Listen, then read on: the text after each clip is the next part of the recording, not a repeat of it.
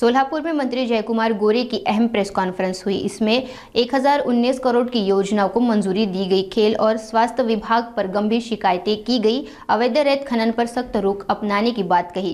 क्या जिले में विकास को मिलेगी न्याय की रफ्तार? आज पहिलीच जिल्हा नियोजन कमिटीची बैठक झाली आणि या बैठकीमध्ये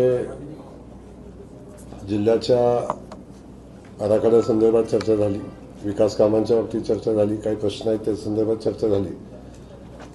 पण या बैठकीमध्ये साधारण जिल्ह्याचा जो आपला जिल्हा वार्षिक योजनेचा जो आराखडा आहे त्या आराखड्याला 861 कोटी रुपयाच्या आराखड्याला मान्यता आजच्या बैठकीमध्ये दिली।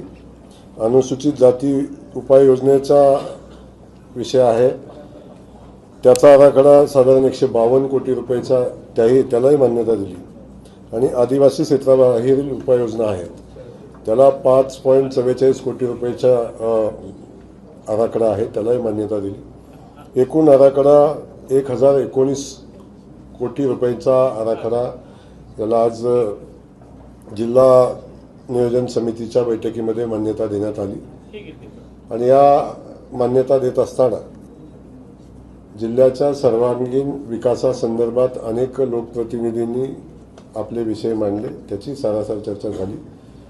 कुठल्या विषयाला प्राधान्य दिलं पाहिजे याच्याही काही सूचना आलेल्या आहेत, त्याही सूचना आम्ही नोट केलेल्या आहेत। त्यामध्ये काही विभागांना अतिरिक्त पैसे कसे देता येतील, खास करून ट्रान्सफॉर्मरसाठी असेल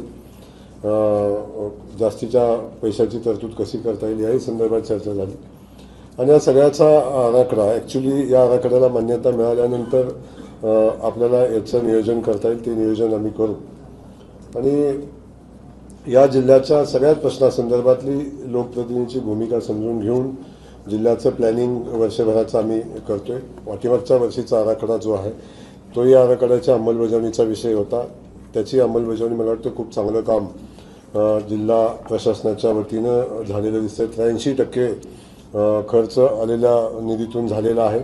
अतिरिक्त निधी आता उपलब्ध, आणखी निधी उपलब्ध झालेला 140 कोटीचं त्याचंही नियोजन तयार आहे आणि बाकी जो आणखी काही निधी येणं आवश्यक आहे तोही मार्चच्या आधी येईल आणि प्रशासनाने तयारी ठेवलेली आहे की आलेला सगळा निधी मुदतीत खर्च करण्यासंदर्भातली आमच्या प्रशासनाची तयारी आहे, ते प्लॅनिंग प्रशासनाने करून ठेवलेलं आहे।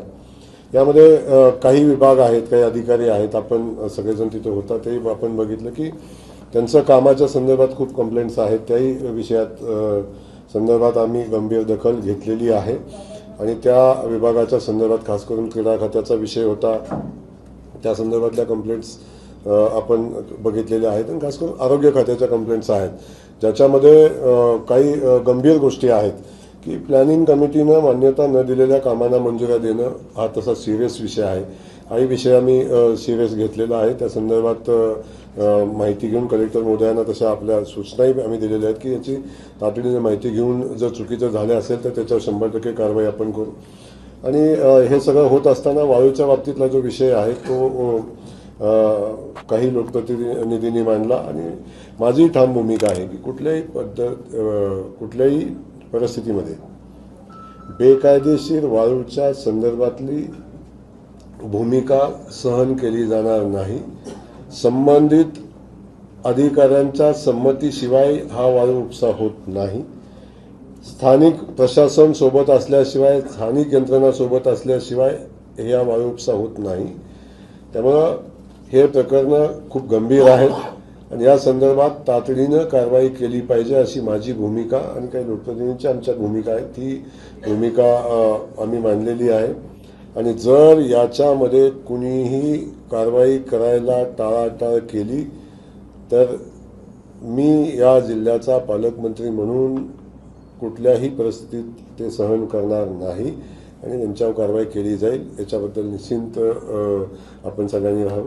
मुळात समांतर जलवाहिनीचा विषय जो आहे तो खूपच महत्त्वाचा आहे। मी आता दुसरी एक बैठक केली त्यावेळी मी बघितलं की आपण पिण्याच्या पाण्यासाठी जे पाणी आपण सोडतो त्याच्यातनं खूप मोठं पाणी म्हणजे साधारण 5 TMCच्या वरचं एक आवर्तन आहे, 3-3 आवर्तन आपण सोडतो आणि त्याचं वेस्टेज ऑफ वॉटर जे आहे ते प्रमाण खूप मोठं आहे आणि त्यातनं ह्या समांतर जलवाहिनीनं ते खूप पाण्याचं सेव्हिंग आपलं होणार आहे. त्या हिशोबानं माझं तर म्हणणं अतिरिक्त पाणी गावाला मिळायला काय अडचण नाही, पण थोडंसं माझ्या दृष्टीनं काय विषय आला की जर ही समांतर वाहिनी झाल्यानंतर गावाच्या पाणी पुरवठ्यामध्ये जो काही तफावत आहे ते भरून निघेल का, किमान 3-4 दिवसानं पाणी येतं ते अंतर कमी होईल का, हा विषय महत्त्वाचा आहे. याच्यामध्ये काही गोष्टी आहेत की त्याच्यामध्ये जो WTP प्लॅन जो विषय आहे त्याच्या जमिनीचा विषय, वन खात्याच्या जमिनीचा विषय आहे, त्याची अडचण आहे.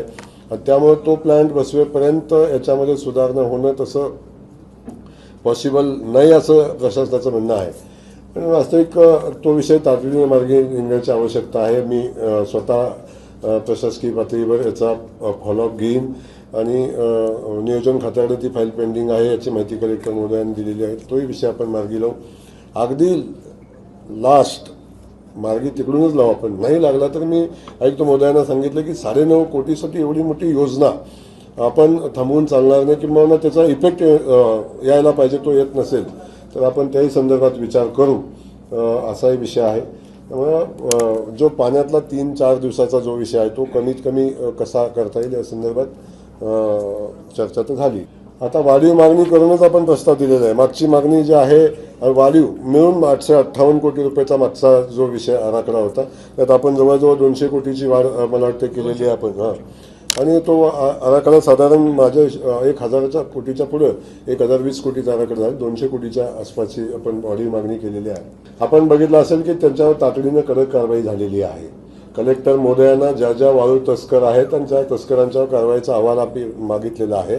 आणि ज्यांच्या ज्यांच्यावर वाळूचे गुन्हे 1-2 पेक्षा 3 पेक्षा जास्ती आहेत त्यांच्यावर कायदेशीर कारवाई केली जाईल. मुळात लिलावाची प्रोसेसच मुळात वाळू धोरणामध्ये, आता नवीन धोरणामध्ये लिलावाची प्रोसेस नाही.